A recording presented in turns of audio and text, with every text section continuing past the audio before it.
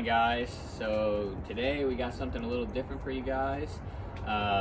So obviously you've been seeing a lot of videos on the big truck. We got the engine in, we got the engine started. A couple things are out of my control. I'm kind of waiting to get the transmission lines done, the power steering lines, and kind of got to get the tune situated and stuff like that, and all that stuff kind of takes time.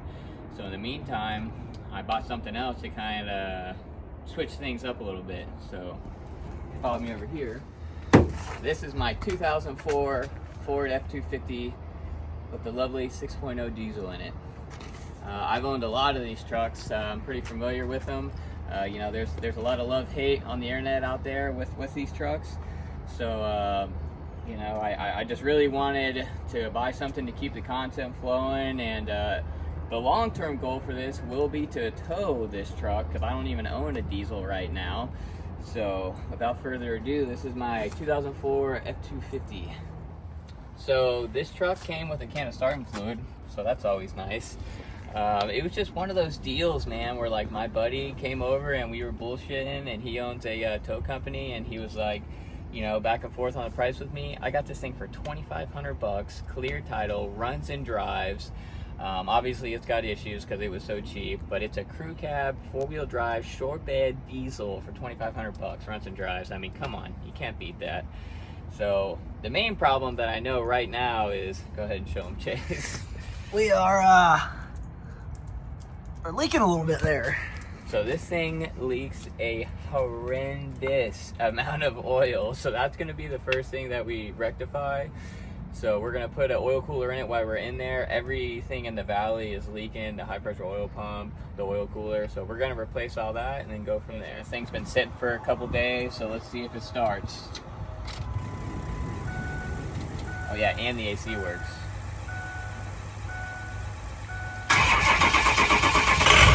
Dude. Runs like a cherry, Come too. on, bro. See this thing.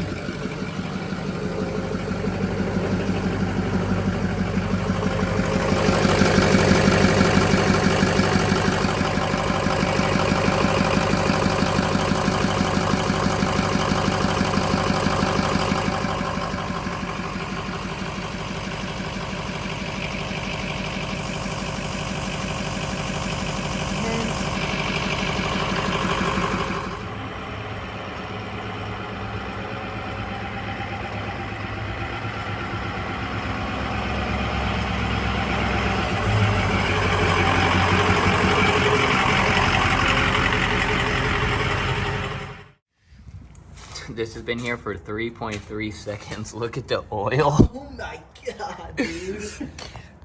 This is where the truck was parked over the weekend.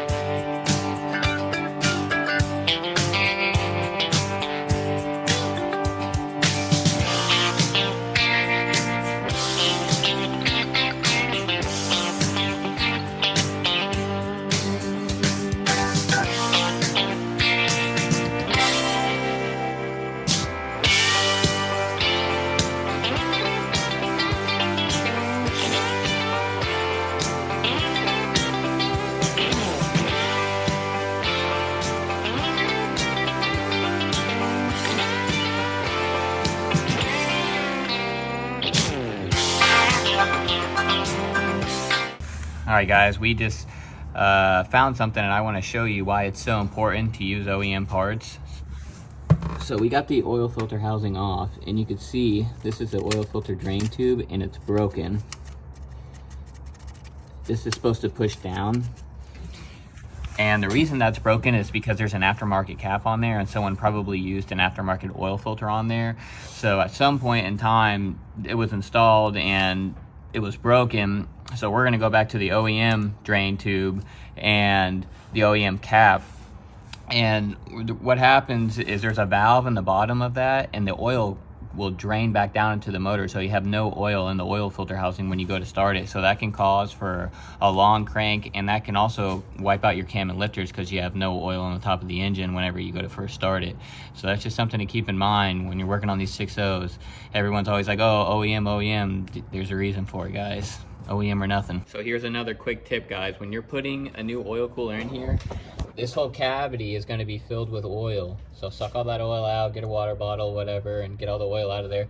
Because when you buy a new oil cooler, most of the time it's going to come with a screen. Make sure you get an OEM oil cooler, or else your deltas will be off and you'll be running into all kinds of problems. So make sure you suck all this oil out, put the new screen in there before you move forward. All right, guys, we got everything cleaned up. This is everything. Got all the new Ford parts, got all the OEM oil cooler, all the new gaskets, turbo drain tube gaskets, all that good stuff. Just about ready. Got some coolant, the oil filter.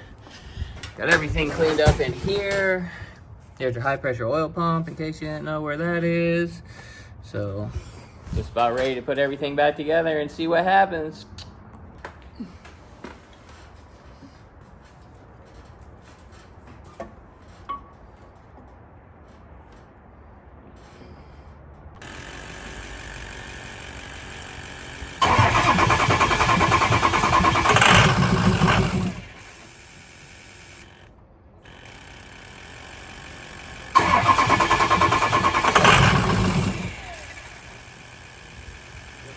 Yeah?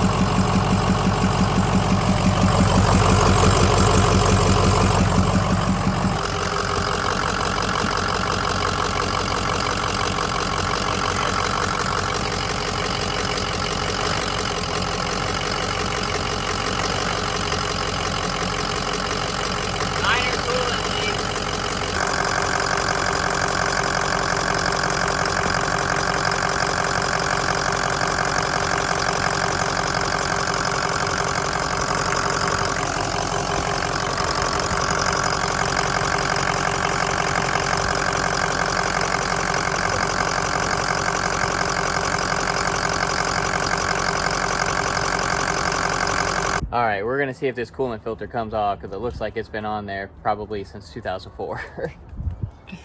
First try. Oh my God, look right at that. off, I almost didn't dude. need the wrench. Jeez Louise, dude. We got lucky on that one. That thing looks minty. Let's see the valves off. Eee. I can only imagine what that looks like on the inside, dude. Oh my God. I don't know why. I don't know how this truck ran, dude. Like how the oil cooler wasn't clogged. Dude, look at that. Dude, that thing is rough, son. Change your filters, ladies and gentlemen. Wow. All right, guys, we got our second set of parts in. We started it up. You know, it was leaking coolant, leaking oil still. So we went ahead and got everything squared away. So this pipe is for the heater core. And that little hole right there was pissing out pretty good. So we got a new one of those. The oil pressure switch was leaking all around here. We could see it clear as day because everything's really clean under there. So we got a new one of those. I just wanted to show you guys, when you're running water, look how crusty that is. I mean, that'll clog up the oil cooler quick. That's why it's so important to run coolant in here and not just water. We got Chase putting on a new coolant filter on there. I was able to find the part number off the old one. We're gonna fill it back up with coolant and we're gonna try this again. Extra blood eye in this beast. Pretty good. intake's kind of loud. Kind of kicking me out a little bit. Coolant's right where it needs to be.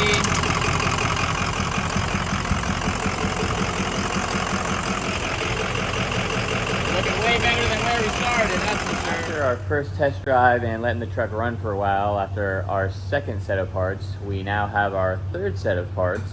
I got a valve cover gasket, one injector, and a lower radiator hose because the lower radiator hose is leaking. The injector is not working on the number 1 cylinder, and then I got a new valve cover gasket to rectify all that. So this will be the third go around, and then hopefully we can drive this POS.